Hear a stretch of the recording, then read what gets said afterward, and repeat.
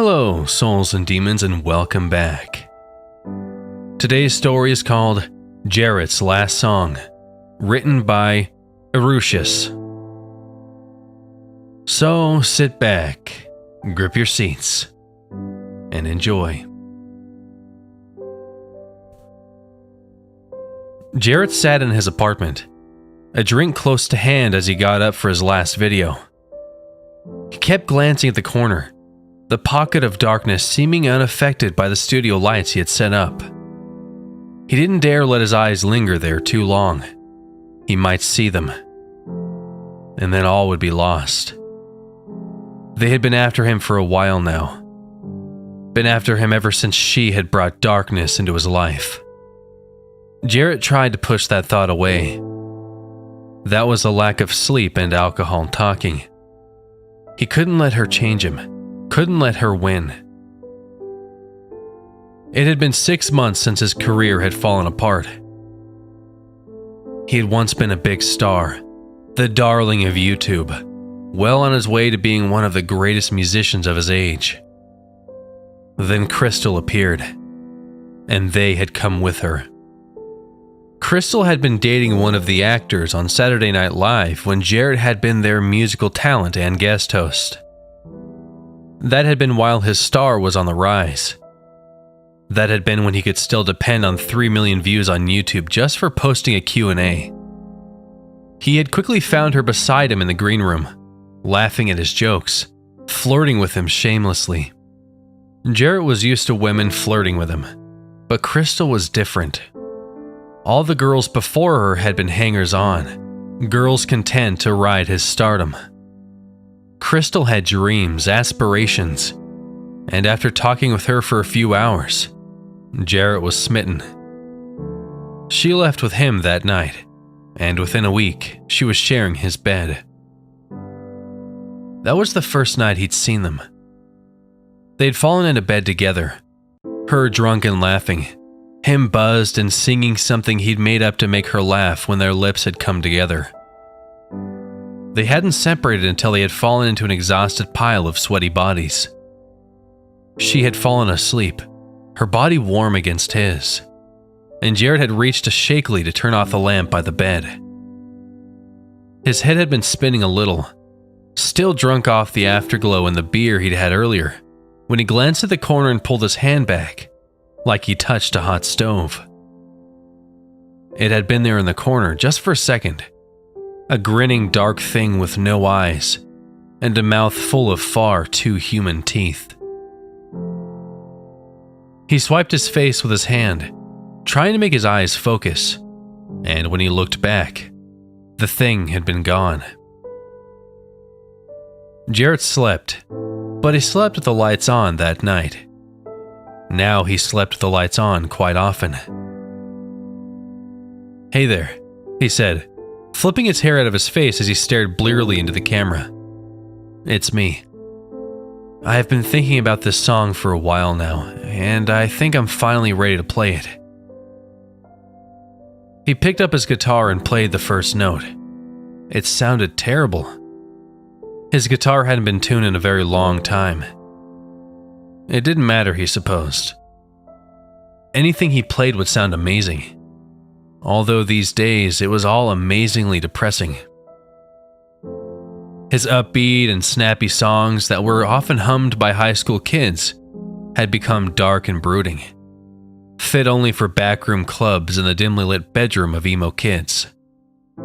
That had always been his power, though. He played what was inside of him, and he played it well. If his songs were dark, then it was a reflection of him. The tune jangled like a dying thing, but Jarret played on regardless. Their relationship had been rocky almost from the start. Crystal liked to drink, Jarret didn't. Crystal liked to get high, Jarret didn't. Crystal liked to get drunk and high and start fights with Jarret in public places, making sure her face would be on the front cover of the next day's tabloids. This was the fame she was after. A sloppy train wreck sort of fame that made you more infamous than famous. Jarret had grown up in a small town with a good family, and this sort of thing was new to him. He had never so much as seen his father raise his voice to his mother, and the thought that his mother might strike his father was more alien than her slitting his throat while he slept. Jarret was in a situation he didn't understand, but he made the best of it as best he could. After 6 months of this, Jarret threatened to call it off with her, but this would prove to be a pattern with them. Crystal would cry and leave, saying Jarret didn't need her around and how he would be better without her. And then Jarret would miss her, blaming himself for their troubles. Then Crystal would send him a text a few days later, and they would fall back together like puzzle pieces. Then she would repeat it a few months later, and the cycle would continue again and again. In hindsight, it was easy to see that he'd been in an abusive relationship, but it's harder to see things like that from the inside. It was hard to tell a lot of things until he was staring at the end. As the fighting and hurting went on, they kept coming back. He would see them out of the corner of his eye. He would see them in the dark corners of his house. He would see them standing on the street corners as his cab drove between clubs and venues. They followed him. They wanted him, but for some reason, they didn't like to hang around while he played music. His music was upbeat, hopeful, and the little monsters didn't seem to like the sound of it. He never saw them in the places where he performed, and it was the one respite from their leering mouths that he found. As his song jingled on, though, he could see them now. They gathered in the corners of his dingy apartment. They grinned at him from the shadows of his kitchenette. As his song went on, his acoustic guitar sounding like a dying animal as he sang in his husky, whiskey-soaked voice. He saw them coming closer as he baked under the single-can light. He was tired of running. He was ready for them to catch him. She had claimed that she left him, but it had been Jarret who finally ended it. He'd had enough of her fighting. He'd had enough of her apologies. And he'd had enough of her adding controversy to what was, otherwise, a drama-free life. She had come to start a fight with him, the tabloids having moved on from her last public explosion, and he put her out. He said it was over. He said they were through, and he said she needed to leave. The police had ended up being called to remove her, but she wasn't done by a long shot. His song came to a close, his guitar sounding almost glad to be done as it rattled the silence. "Thank you for listening," Jarret said, wiping his eyes as he became aware that he'd been crying as he played. "If you're still watching, I'd like to let you know that this will be my last song. I want to thank all of my fans, everyone who's supported me through the years and all the pain. But this will be it for me. Whatever spark I had is gone now, and music is just another reminder of what I've lost. Thanks for listening, and have a great life." He reached up and turned off the camera, the world not needing to witness these things swarm him. His last thoughts were of Crystal, and those thoughts were filled with a blistering rage. She hadn't gone quietly. She had come back with accusations of abuse. Jarret had been abusive. Jarret had been physically violent with her.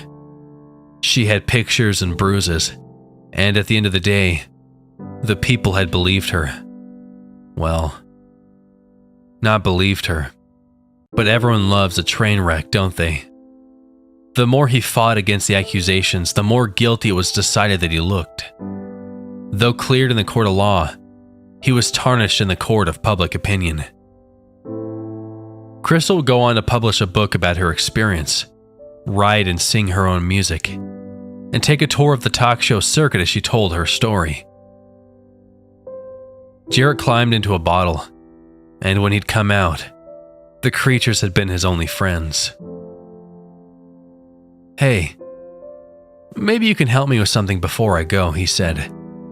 and the little buggers stopped in their tracks. Jarret looked at them through the swoops of long hair, surprised. Had no one ever talked to them before?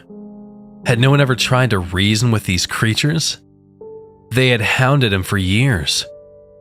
But maybe all he needed to do was acknowledge them. They were now the closest he had to companionship. When in hell, maybe he just had to enjoy the heat. I don't know what your plans are for me, but I'd like to take one more person along for the ride, if I may. Think you can help me with that? As they whispered in his ear, his lips splitting up in a ghoulish grin, Jarret found that they could help him. Jarret found, in fact, that they were happy to help him. He dialed Crystal's number as a new song popped into his head.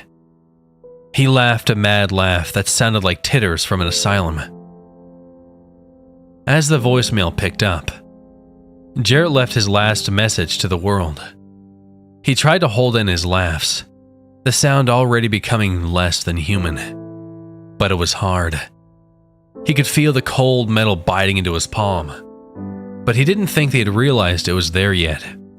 Maybe they didn't care either. Perhaps his death would be enough for them. One more light extinguished from the world. Jarret sang his dirge as he rocked on the edge of the bathtub, the water a gentle chorus behind him. It was the best performance he'd given in years, and when it was over, he hung up the phone and let it slip out of his hands. It fell into the water with a very metallic snark and died at the bottom. They stepped toward him, now a large crowd of barely contained darkness. But he smiled back at them in triumph. Sorry, I lied. He whipped the razor across his arm, cutting deep as he tumbled into the bath. He heard the lead creature scream with angry humor, and suddenly, the swarm was upon him.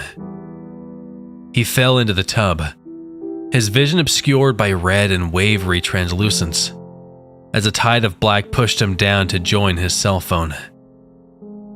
As they swarmed around him, chuckling in a watery way as the warm liquid filled his lungs, they might end his life, but they wouldn't have him. On some baser level, he knew they meant to add him to their ranks of shadowy, smiling devils, and Jarret wouldn't have it.